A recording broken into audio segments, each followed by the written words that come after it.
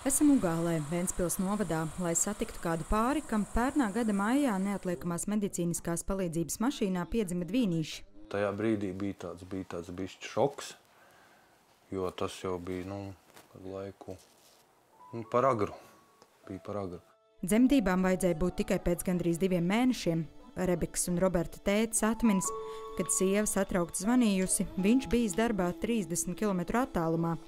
Nav bijis divu domu, visu metis pie malas un steidzies mājās. Tas laiks šausmīgi ilgi valkās, un es biju pārnervozējies. Es biju laikam kaut kādas 3 reizes vēl paspējis pazvanīt uz turieni, kur ir tā brigāde. Situācija bijusi riskanta, tāpēc, kamēr Zigmunds gaidīja, bet mediķi traucās palīgā, viņi savā starpā sazinājās. Deva instrukcijas pa telefonu, bet tajā brīdī man kaut kā tām instrukcijām uzmanību nepievērsa, jo bija stress, jo sievai sāpēja. Kad mediķu brigādes steidzas uz dzemdībām, svarīgi ir katra minūte. Tāpēc jau esot ceļā, no zvanītāja izzina apstākļus un doda norādījumus. Te vēl kāds piemērs, kad topošie vecāki ar privāto auto braukuši brigādei pretī. Mazulis ir piedzimis, viņi ir degvielas uzpildes stacijā, jaunais tēvs ir izskrējis ārā, mums notiek saruna un stāsta, ka jā, mazulis ir piedzimis, bet nav nekādas raudāšanas, nekāda dzīvības pazīme. Man ātri jāpierunā tēvs atgriezties mašīnā pie māmiņas un jaundzimušā, kas man šī situācijā arī veiksmīgi izdevās. Tētis izdara dažas darbības, proti uzsita ducīti pa muguriņu, mazulīti sāk raudāt, ir māmiņai uz krūtīm un ir pozitīvs rezultāts. Dācis un Zigmunds stāsts gan bijis citādāks. Abi sagaidīja palīdzību. Māmiņa ar brigādi devās uz slimnīcu, tēvs palika mājās. Beigās es zvanīju pēc kaut kādas 1,5 vai 2 stundām. Es zvanīju uz slimnīcu, un man slimnīca pateica, ka tāda nav ievesta. Satraukumā kaut kā ticis pie konkrētās NMPD brigādes tālruņa numuru, atklāja, ka bērniņi dzimst pa ceļam uz slimnīcu, mašīnai piestājot kādā autobusa pieturā. Sazvanīju, un tad man pateica, ka mums notiek viss procesā. NMPD atklāja, šādas un līdzīgas situācijas kopumā ir retums. Šogad līdz šim neatliekamās palīdzības mediķu rokās pasaulē nākuši 16 mazuļi. Mums negluži patīk šie izsaukumi, jo gadās, kā vajag pieņemt dzemdības, un tad uzreiz ir dubultā atbildība gan par māti, gan par bērnu. Izrādās, Pāvels Kovaļevskis ir pieņēmis salīdzinoši daudz dzemdību. 11 gadu laikā 6 sievietēm. Vienu reizi bija ārpus mājās, bet pacientes automašīna. Jā, mēs nepaspējam vienkārši viņu pārlikt uz nestuvēm un iestumt mūsu OMT. Tas bija bērns piedzimis BMW X5. Bijis arī tā. Kāda meitenīte nākus pasaulē uz Kalnciem ielas tilta Rīgā sastrēguma laikā.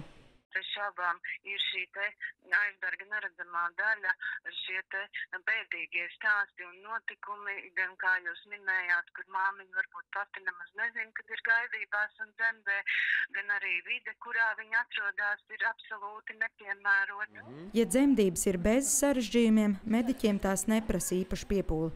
Visi ir apmācīti, kā šādās situācijās rīkoties, un visos operatīvajos transporta līdzekļos ir arī nepieciešamais aprīkojums.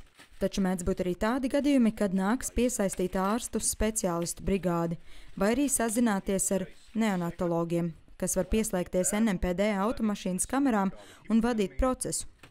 Emocionāli sarežģīta situācija bija arī Dācei. Brālis piedzima pa priekšu, un tad bija 40 minūtes pauze. Meitiņa piedzima, taču bijusi aizdomīgi klusa. Roberta māsiņa neraudāja un neelpoja. Arī mediķiem šis brīdis šķita bezgalīgs, taču pēc nepieciešamajām manipulācijām bērniņš ieraudājās.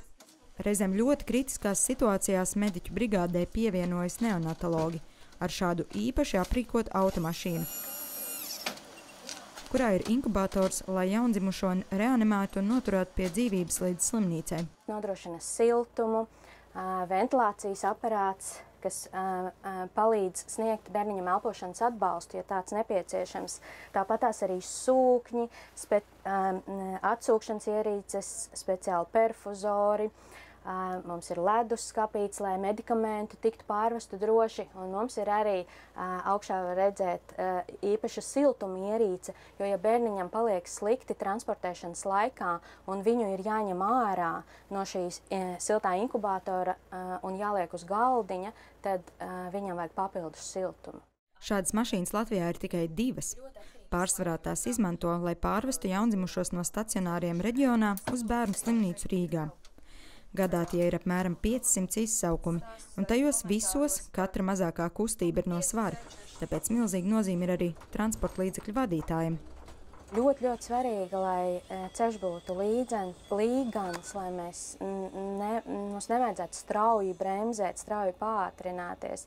Tās ir tiešām īpašas prasmes. Tas ir spriedze, tas ir grūti, tie ir izaicinājumi, tās ir naktis, tie ir meža zvēri pa ceļam. Šādā automašīnā no slimnīcas Ventspilī uz Rīgu pārved arī priekšlaikus dzimušos dvīņus Rebeku un Robertu. Viņiem bieži jāapmeklē dažādi speciālisti, taču ārsts sakot, ar attīstību viss ir kārtībā. Gribu pateikt liels paldies abām brigādēm, kas mums bija klāt dzemdību sākumā un dzemdības pieņēma. Paldies, ka palīdzēja Rebekai tikt pie dzīvības atpakaļ. Viņi mums tagad tā kā sargaņģeļi abiem diviem ir visu laiku. Apšinieku ģimene ar savu brigādi joprojām sazinās. Ziemassvētkos mediķi atsūtījuši rotaļlietas, bet ģimene pretim bērnu fotogrāfijas. Santa Adamsona, 360 TV ziņneši.